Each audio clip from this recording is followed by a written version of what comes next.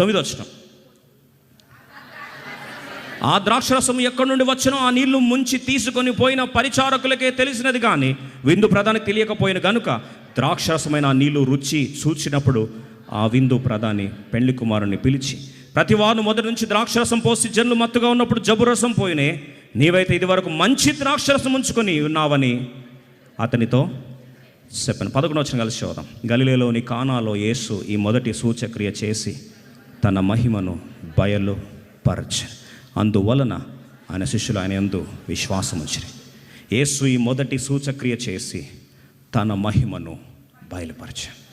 God's glory was manifested and it had become the first miracle Jesus Christ had ever performed, and it all began with the step of faith.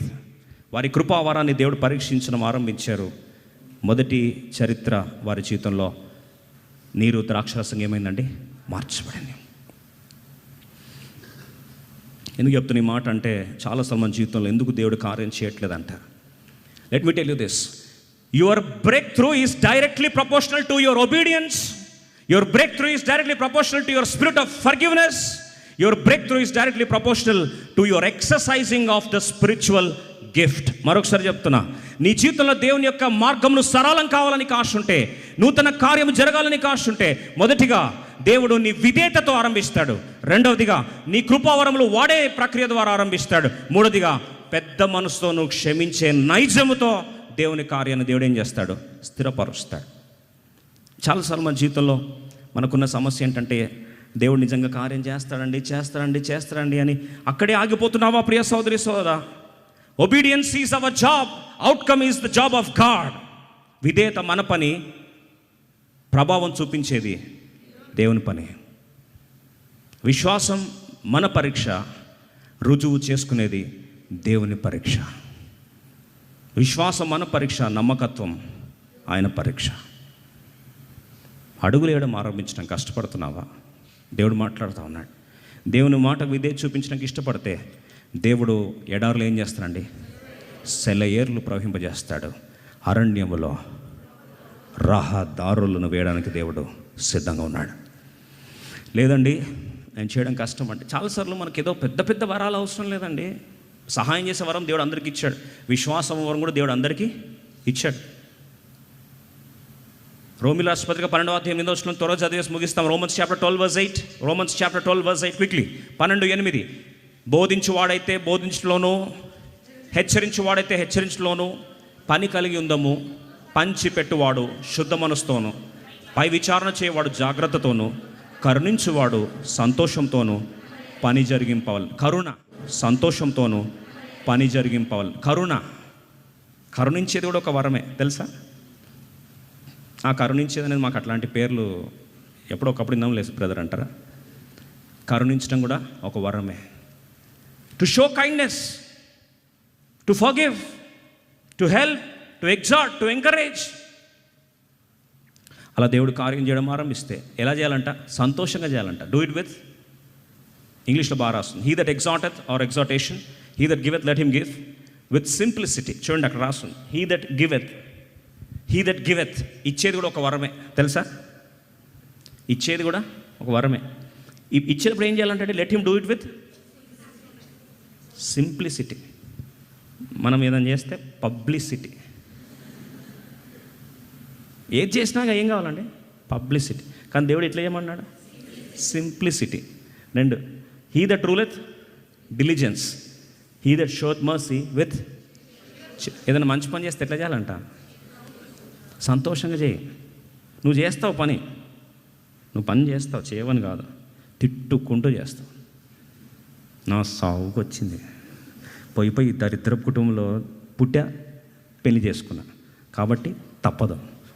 కొన్నిసార్లు వచ్చి దరిద్రం నాకే వచ్చి పడింది office. తిట్టుకుంటూనే చేస్తావు, తప్పదు కాబట్టి చేస్తావు. కానీ ఎట్లా చేస్తావు?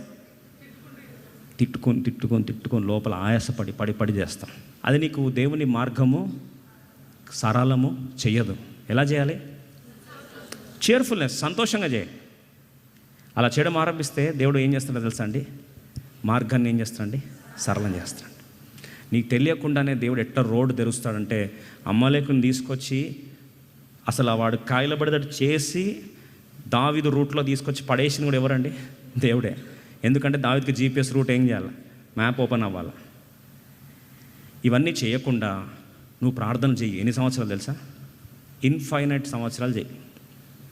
నీ ప్రార్థన వినడం పక్కన పెడితే, నువ్వు ప్రార్థన స్టార్ట్ చేస్తే దేవుడు నిన్ను అసహించుకుంటాడు. వినొచ్చు, బ్రదర్ ప్రేయర్ చేస్తే దేవుడు అసహించుకుంటాడు, బైబిల్ ఎక్కడ ఉంది బ్రదర్ అంటారా? రండి చూద్దాం. సామెతలు 28 త్వరగా చదివి ప్రభుని ఆరాధిస్తాం. 28:9 Proverbs chapter 28 verse 9. సామెతలు 28 అధ్యాయము 9 వచనం. 28 సామెతలు 9 అందరం కలిసి చదువుదాం. 28:9 Proverbs అందరం కలిసి చదువుదాం. ధర్మశాస్త్రము వినబడకుండా చెవిని తొలగించుకొను వాని ప్రార్థన హేయము. హేయం అంటే మన భాషలో అసహ్యము అని. నువ్వు దేవుడు చెప్పిన మాట వినవు. వినకుండా మళ్ళీ కొంతమంది ఏం చేస్తారు తెలుసా అండి? చెవు మూసేసుకుంటారు. ఏది అప్రాచ్యం ఏది వాక్యానికి. ఇప్పుడు కూడా కొంతమంది వాక్యం ఉంటే పోయి ఈ వాక్యాలు వింటున్నాను, నువ్వు వినొద్దనుకొని వచ్చి కూర్చున్నాను ఈరోజు, పోయి అంతా నాకే పడుతుంది. వెంటనే ఏం చేయాలి? ఇలా చెవు మూసుకోవాలి. చెవు మూసేసుకొని నేను ఏమి వినలే. కొన్నిసార్లు వాక్యం విని బాగా పొడుచుకున్న తర్వాత ఎట్లాంటి స్టేజ్కి వెళ్తాను తెలుసా అండి మనం? ఈరోజు వాక్యం విన్నానా, నాకేం విన్నట్టు అనిపించలేదా? మళ్ళీ అన్నీ గుర్తుంటాయి, మిగతాయి పాటలు గుర్తుంటాయి, లోపల ఎంటర్ అయింది గుర్తుంటుంది, కానీ ఈ వాక్యం పొడుచుకుంటుంది చూడు వచ్చి. Short term memory loss. అప్పుడు ఎట్లా రియాక్ట్ అవుతుంది తెలిసి చదువు. ధర్మశాస్త్రం వినబడకుండా చెవిని తొలగించుకొని వాని ప్రార్థన. ఇలా చేసి నువ్వు పోయి ప్రేయర్ చేసి ఇంకా కొట్టుకొని గుండె బాదుకొని రబోదిబో కొట్టుకొని నువ్వు ప్రార్థన చేయి. దాని ముందు అందుకొరకే మా మీడియా టీం ఒక ఫోటో చూపిస్తున్నాను, ఒకసారి చూపించండి, పర్లేదు, బాగుంది. అది ఇట్లా పెట్టుకుంటామంట కొన్నిసార్లు మనం కూడా.